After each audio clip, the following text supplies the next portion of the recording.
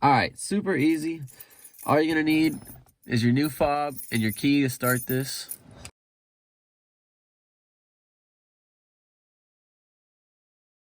First, we're going to start by making sure everything is unlocked. Once everything's unlocked, take your key and you'll turn it from the most rear position to the run position, back and forth 8 times till you hear the doors cycle, and you'll hear that in this video. 1, 2, 3, 4, 5, 6, 7, 8. And once you hear that, you'll take a remote and you can press any button. That sound will let you know that the doors have just cycled, and just program this remote. Then you can start your car.